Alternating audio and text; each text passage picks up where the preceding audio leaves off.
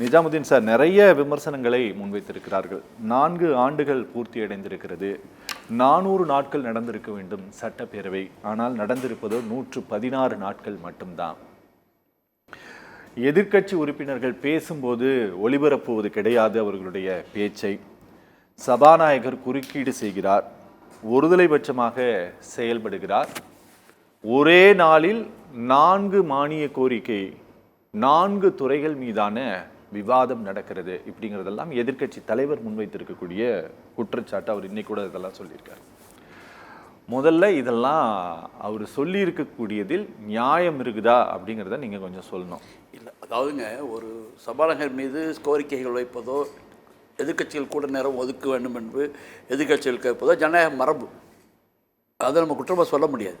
ஆனால் அதே நேரத்தில் அதற்காக ஒரு அற்புதமான நல்ல மனிதரை எனக்கு நீங்கள் திமுகவுக்கு சாஃப்ட் டச் உடையவராக கூட இருக்கலாம்.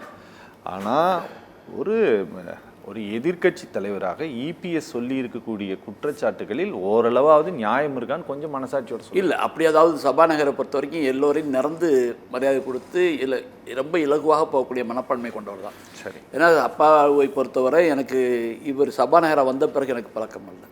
96 நானும் அவரும் ஒன்றாக சட்டமன்ற உறுப்பினராக இருந்து அந்த மக்கள் சேவையை அந்த அவையிலே ஆற்றியவர்கள் என்ற நிலையில் அப்போ அவர் தமிழ் மாநில காங்கிரசினுடைய உறுப்பினராக செயல்பட்டவர். அன்றிலிருந்து அவருடைய நடவடிக்கைகள் எனக்கு தெரியும். சாதாரணமாக இருக்கக்கூடிய அரசியல்வாதியை விட சற்று வித்தியாசமாக கொண்ட கொள்கையிலே குறிப்பாக ரொம்ப புடியாதமாக நிற்கக்கூடிய மனிதர்.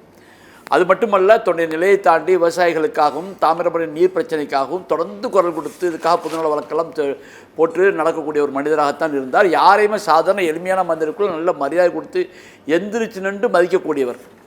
எதற்குமே அழகாக பதில் சொல்லி சாந்தப்படுத்தக்கூடிய ஒரு மாண்பு அவர்கிட்ட இருக்கிறது. ஆகவே அவர் அப்படி நடப்பார் என்பதில் எனக்கு ஒரு ஆச்சரியமாக இருக்கக்கூடிய நிகழ்வு. ஓகே, எதிர்க்கட்சி தலைவர் அப்படி ஒரு குற்றம் கண்டிருப்பாரே, ஆனால் அதை முறைப்படுத்தி கேட்டிருக்க வேண்டும்.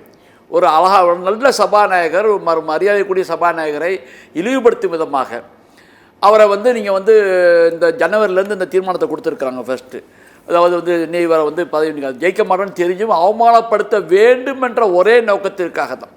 அதை தான் கலைஞர் பேசிய பேச்சை மாண்பு முதல்வர்கள் சுட்டி காட்டினார்கள்.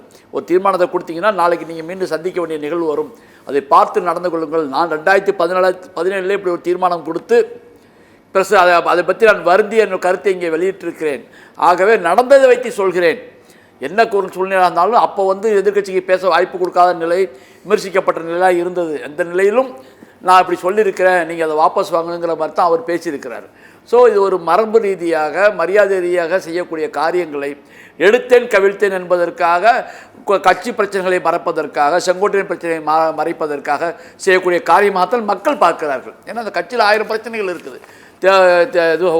உயர்நீதிமன்றத்திலே வழக்கு நின்று கொண்டிருக்கிறது, வழக்கு நடந்து கொண்டிருக்க சூழ்நிலை. செங்கோட்டையன் போவாரா போக மாட்டாரா, இருப்பாரா இருக்க மாட்டாரா என்ற சூழ்நிலை. ஓபிஎஸ் தொடர்ந்து தொல்லை கொடுத்து கொண்டிருக்கக்கூடிய சூழ்நிலை. சசிகலா அவர்கள் உள்ளே வருவார்களா, இழுப்பார்களா, எடப்பாடி மாட்டார் என்ற ஒரு சூழ்நிலை. இப்படிலாம் இருக்கக்கூடிய சூழ்நிலையில் இந்த கட்சியை காப்பாற்றி நிலைப்படுத்த வேண்டிய நிலையை விட்டுவிட்டு ஒரு மரியாதைக்குரிய பதவி மீது இப்படி ஒரு சாணியை பற்றி வீசுவது போல ஒரு நிலையை எதிர்க்கட்சி தலைவர் செய்திருக்கிறார்கள். இந்த நேரத்துக்கு தேவையில்லாத நிலை. ஏன்னா சார், இது ஒரு பேரவையினுடைய செயல்பாட்டில் அவைத்தலைவருக்கு எதிராக இப்படி ஒரு தீர்மானம் கொண்டு வந்து அதன் மீது ஒரு வாக்கெடுப்பு நடப்பது அப்படிங்கிறது அது ஒரு ரொம்ப ஷேமான ஒரு. ஆமாம், நிச்சயமாக ஷேமான விஷயம் தானே. இதை எப்படி எடுத்துக்க முடியும்? சபையில் உங்களுக்கு ஜெயிக்க மாட்டீங்கன்னு தெரியும், உங்கள்கிட்ட மெஜாரிட்டி இல்லைன்னு தெரியும், வீணால் அழுக்கு பூசுறீங்க. எதற்காக?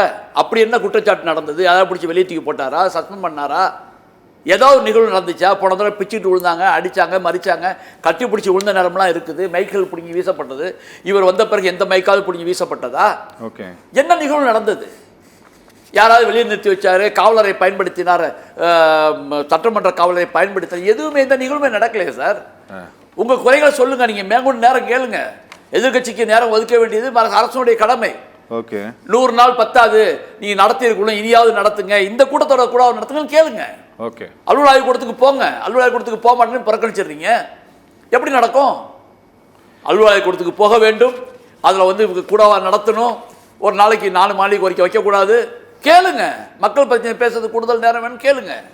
அதை கேட்கறத விட்டுட்டு இப்படியே ஜனவரிலேருந்து இப்படி நான் வந்து சபாநாயகர் மேலே குறி வைக்க சபாநாயகர் குறி வைக்கிறேன்னு சொன்னால் சபாநாயகர் அழகாக சபையை விட்டு வெளியே போனார். துணை சபை வச்சு நடந்தது. எத்தனை ஓட்டு வாங்கினீங்க?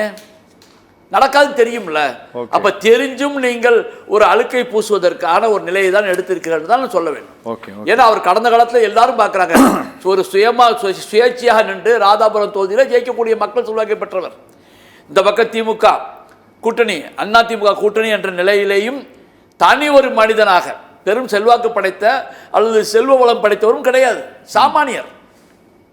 ஒரு தேர்தலில் தோல்வி என்ற நிலையிலே பூசி மறைக்கப்பட்டு மீண்டும் எண்ணப்பட்டு வெற்றி வாய்ப்பை 5 வருஷம் வெயிட் பண்ணியிருக்காரு. கோர்ட்டுடைய தாமதத்தின் காரணமாக நீதிமன்றம் வந்து நீதி தாமதம் வந்து நீதி மறுப்பு என்று சொல்லக்கூடிய வகையில் ஒரு 49 ஓட்டு வித்தியாசத்திலே போன முறை வெற்றியை தக்க வைக்க முடியாமல் போயிருக்கிறது அவருக்கு. அதுக்கு நீதிமன்றத்துடைய காரணம் நீதி பரிபாலனத்துடைய தாமதம் காரணம். இப்படி இருக்கக்கூடிய ஒரு நிகழ்வில் தன்னலம் பாராமல் செயல்படக்கூடியவர்கள் என்று நிச்சயமாக எடப்பாடி அவர்களுக்கு நன்றாகவே தெரியும். ஓகே ஓகே ஓகே ஓகே ராஜா, புகழேந்தி சார் பேசினது, இவர் பேசினது, சார் கட் பண்ணிடுங்கப்பா பாக்ஸில்.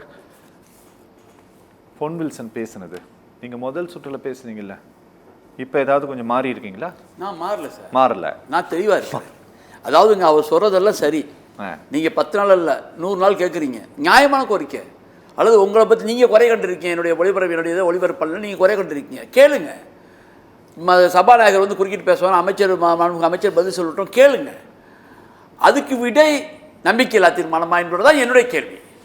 சரி, அப்புறம் ஜனநாயகத்தில் எப்படி தான் சார் எதிர்ப்பை பதிவு செய்யறது? ஜனநாயகத்தில் எதிர்ப்பை நீங்கள் அவையில் பேச வாய்ப்பு கொடுக்குறாங்க, தீர்மானம் கொண்டு வாங்க சார். ஆட்சியின் மீது, பிஜேபி ஆட்சியின் மீது நம்பிக்கையில்லா தீர்மானத்தை நீங்கள் உங்களுக்கு யார் ஆந்திராவில் முதலமைச்சராக இருந்தபோது இவர் கொண்டு வந்தார், ராஜசேகர் ரெட்டியுடைய பையன். சார் ஆட்சியில் காரணம் வந்து ஒரு முக்கியமான சம்பவங்களை எடுத்துக்குவாங்க. இல்லை சார், நீங்கள் இப்போ உதாரணத்துக்கு மணிப்பூர் பிரச்சனை வரும்போது நாங்கள் நம்பிக்கை தீர்மானம் கொண்டு வந்து சொன்னாங்க.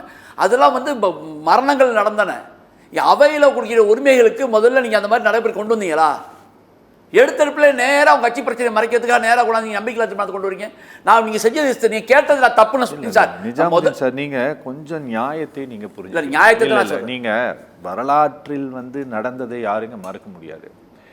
நீங்கள் வில்லிவாக்கம் ரங்கநாதன், நீங்கள் அன்னைக்கு தனபால் சபாநாயகராக இருந்தபோது நீங்கள் அந்த சேர்ல ஒரு உட்காந்தாரா இல்லையா?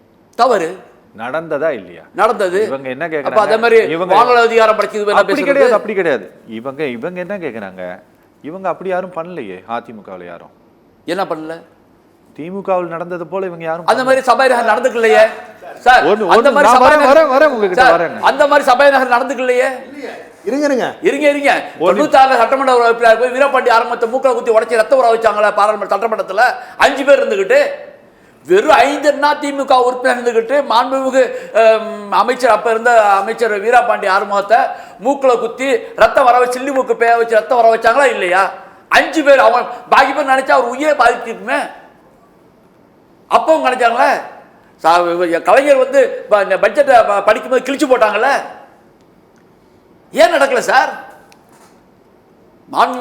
முதலமைச்சர் வந்து கட்டிப்பிடிச்சு படுத்து கிடந்தது திருநாவுக்கரசும் KKS கட்சிக்காரங்களா வேற ஆளா?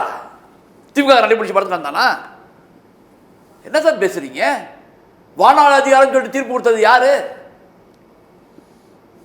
இதெல்லாம் பார்க்கணும். அதனால வந்து இந்த தீர்மானத்தை இவர்கள் கொண்டு வந்தது தீர்மானம் ஒரே நிமிஷம் வரும் சார். நான் தீர்மானத்தை அவங்க வந்து கேட்டது 40 நாள் நடத்துங்க, நான் ஜனநாயகத்தை விரும்புறேன், 400 நாள் நடத்துது, 500 நாள் நடத்து கேளுங்க, உரிமை, மக்களுடைய பிரச்சனை பேசப்படும். ஓகே, சபாநாயகர் குறிக்கிற வேணாம், ஆர்வத்தில் பதில் சொல்றாரு. சபாநாயகர் ஆர்வத்தில் பதில் சொல்றாரு, நீ குறிக்கிற வேணாம், அமைச்சரே பதில் சொல்றோம், எங்களுக்கு துணை கேள்வி கேட்கக்கூடிய வாய்ப்பு போகுது, கேட்கட்டும். இதே மாதிரி எங்களுக்கு ஒளிபரப்பு கொடுக்கலாம், மறியல் பண்ணுங்க. எல்லாம் கடைசி பட்சமாக நீங்க வந்து ஒரு மரியாதைக்குரிய போஸ்ட் என்னவா இருந்தாலும் நீங்க வந்து ஒரு கட்சி சார்பாக வந்திருந்தால் கூட அந்த பதவிக்கு வந்த பிறகு அங்க கட்சி சார்பற்றவர். ஓகே ஓகே, உங்க கோரிக்கையும் அவர்தான் பார்க்கிறார். Okay okay okay.